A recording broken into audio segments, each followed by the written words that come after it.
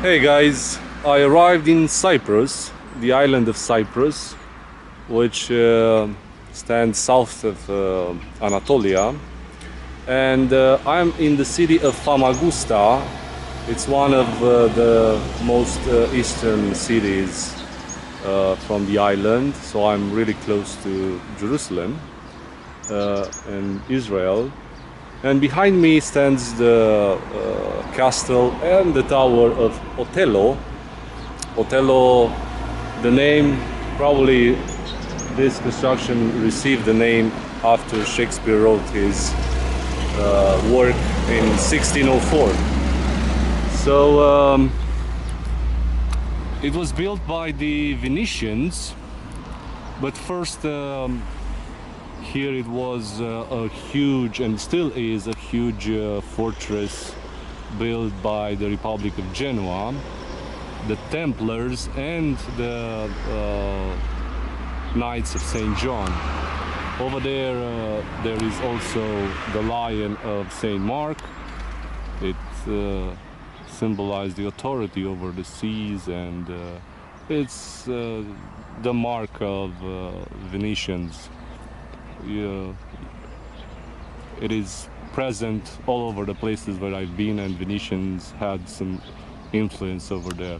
The entire island actually has a huge influence of Greeks, of Italians, French, British, and unfortunately today the entire island is divided. The northeast side is controlled by the Turkish armies, and it's considered an independent state recognized only by the Turks. And the south side is the independent state of Cyprus. From here you can see a bit the bay. It's one of the largest bays of the island here at Famagusta. Over there, another mark of Venetians.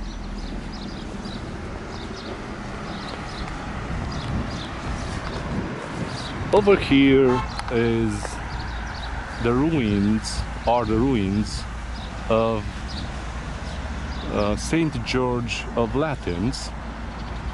It's what remained from a Catholic church. On that direction, forgot to tell you, somewhere about 200 meters, there's an underground church built probably in the 8th century after Christ. In the distance we can see a beautiful church. We will get there in a couple of minutes and we'll talk more about it. These are the walls of the fortress. It's quite a huge fortress. I think it has at least 500 meters of the insides, so it's almost square. And it was called at one point the impenetrable fortress because it was really hard to conquer due to the fact that it has a surrounding moat, which was built also during the Venetians. So when the Turks took it in 1571, they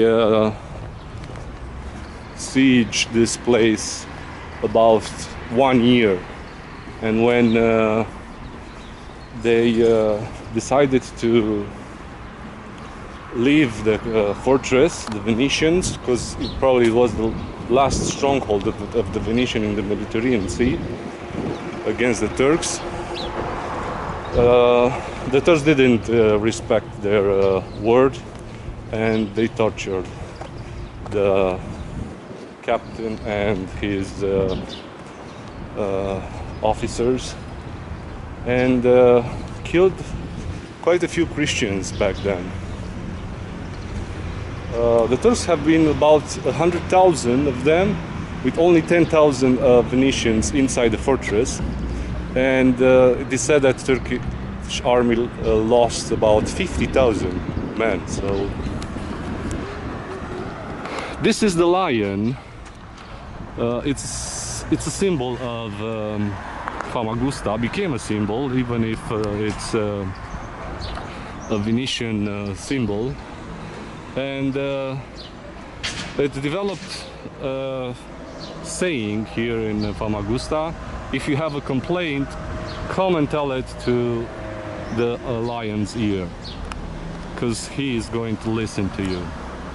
So it's made from limestone, even if this entire city, all the buildings are made from sandstone. So we will go next to visit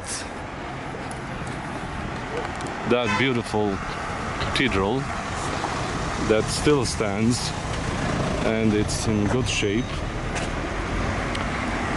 Most of the buildings were built by the house of Lusignan.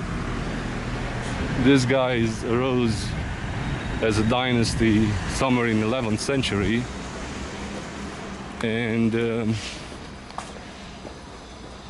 at one point they were expelled by Richard the Lionheart from the country, and they had lots of important duties here in Levant, in the Mediterranean Sea, and also in Europe.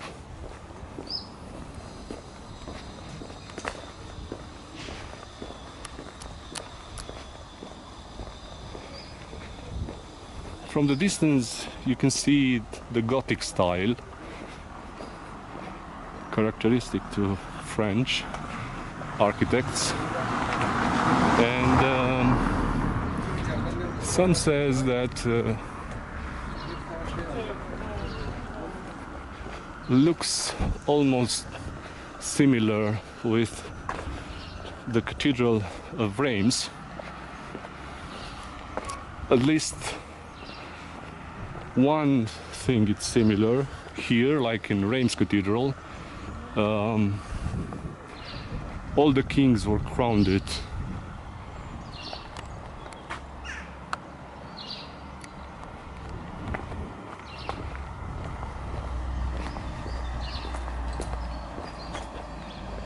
Over there is a second ruin of the Saint George of Greeks Cathedral, also similar with the one of Latins. It's almost completely destroyed.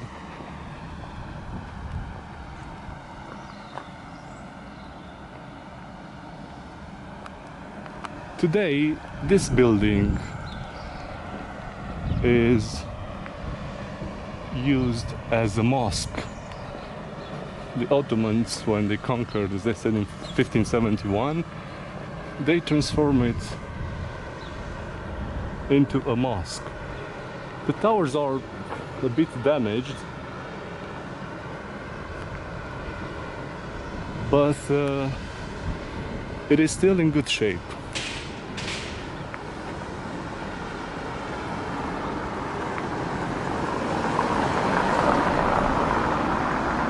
You recognize the arches, the contraforts that are used, and especially in Gothic style.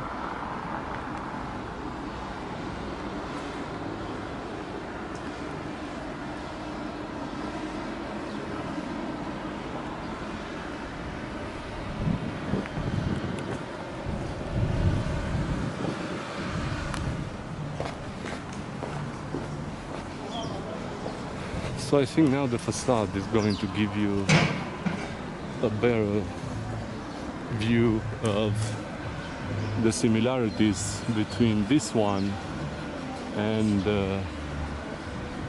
the Reims Cathedral.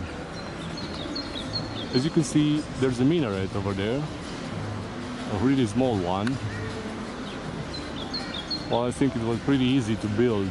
You had the initial tower.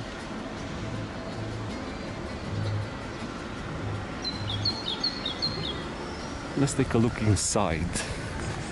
Well, as we know, the Muslims don't like the images and iconography, and they plastered the walls.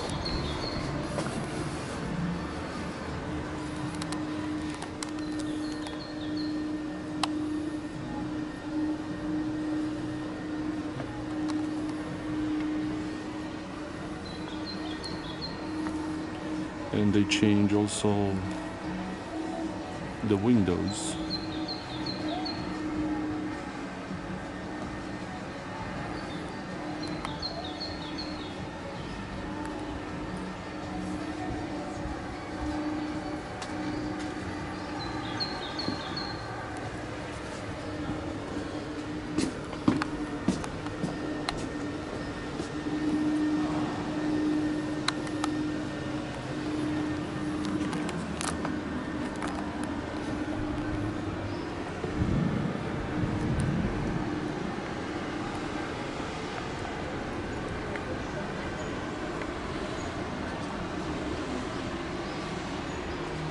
The important thing that it's still standing.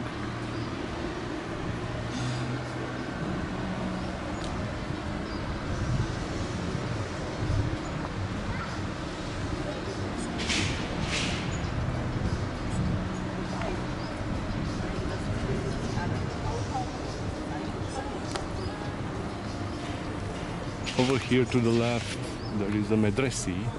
Medresi is the name of the Muslim school,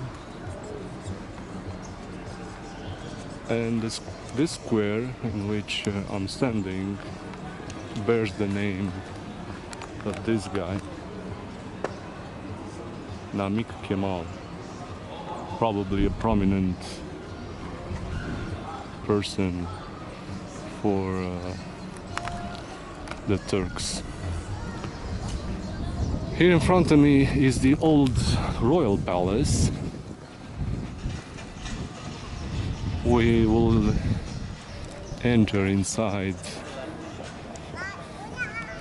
in a few minutes, but first I want you to see something else,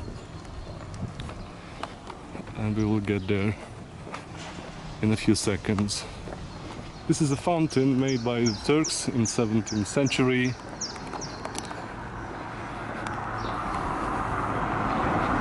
Here was the biggest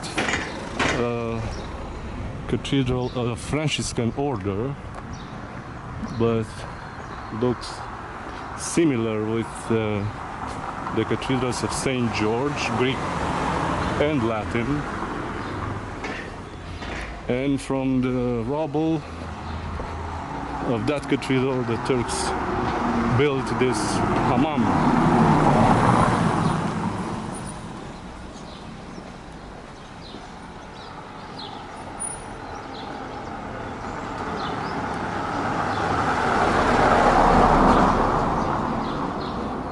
This Gazi in front of us, it's a modern school for children.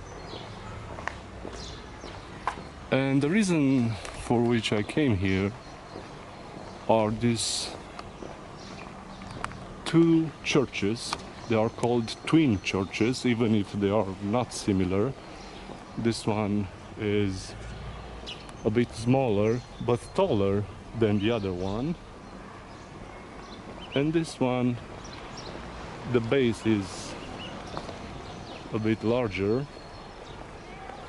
and both of them belong to the Crusaders.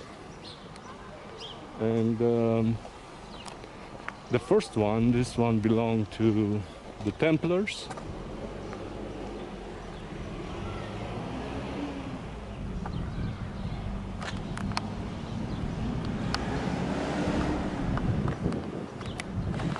And the other one belonged to the Saint John Knights.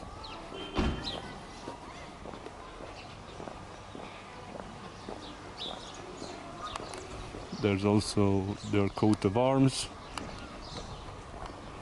over there, and there is a second place where the coat of arms of the Templars stands. It's over there. The roof is flat. It's something characteristical to the Templars' way of constructing palaces or churches. This city of Famagusta is also famous for the fact that it is believed that at one point it had 365 churches, similar with what we seen in Ohrid city in the former Yugoslavian state of Macedonia. And this fact was actually possible because the city was really flourishing, and people back then considered that the wealth must go in constructing churches. So everybody built at one point a church.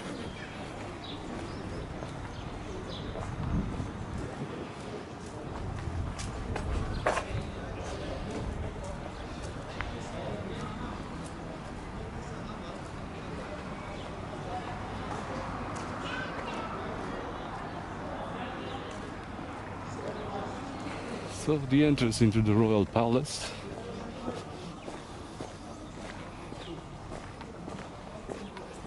Or what is left of it. Today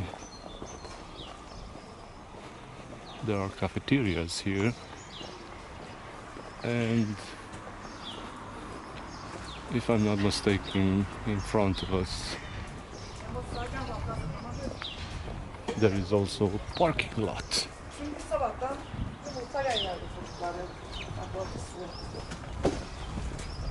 And that's something new. Where the kings used to stay, today we are parking cars.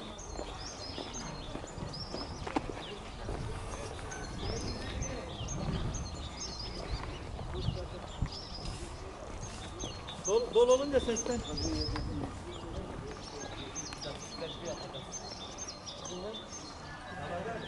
Ha?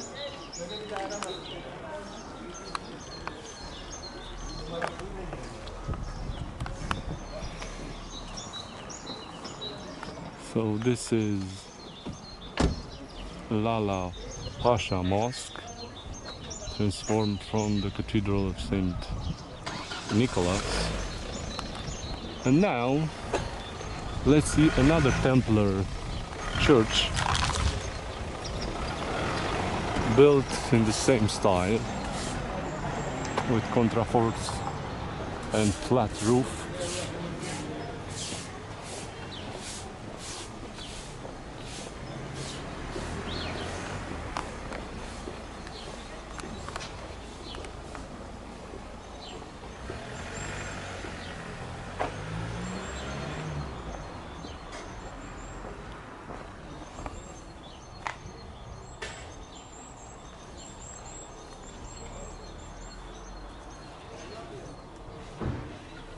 This is the Church of St. Peter and Paul.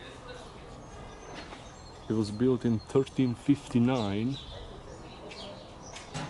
finished, and in 1571, when the Turks conquered Famagusta, it was converted into a mosque,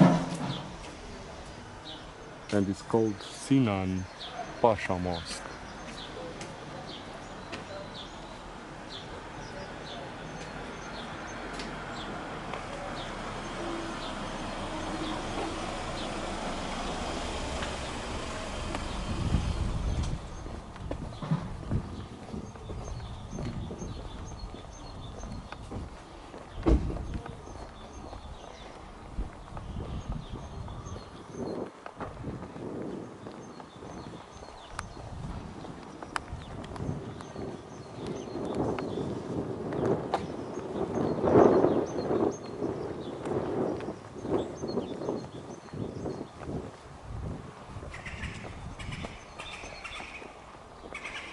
That's the entrance, not as the other one that we visited before. Over there probably stood the minaret at one point.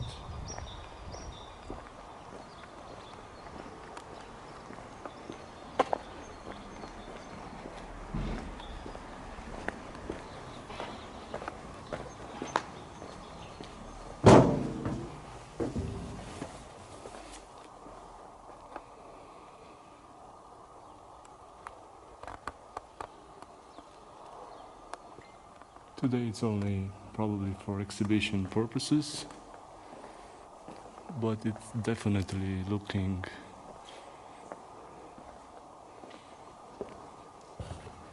beautiful.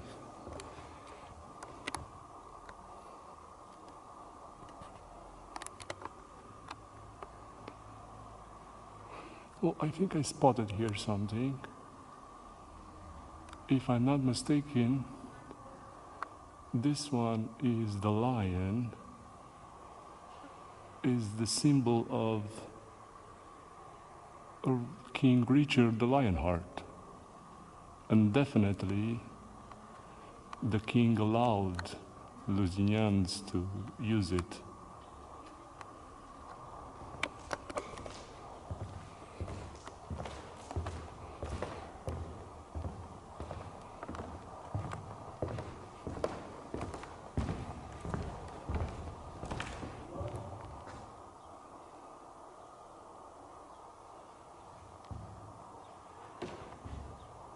All these cathedrals are work of art.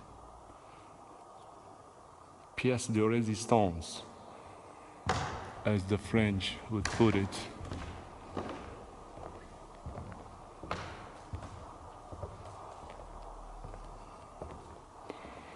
More than 700 years passed. At least those two are still standing. Too bad that the other two of cathedrals of St. George, Greek and Latins, are no longer standing. But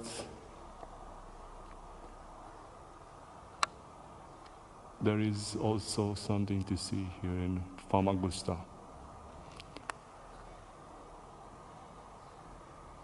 See you next time.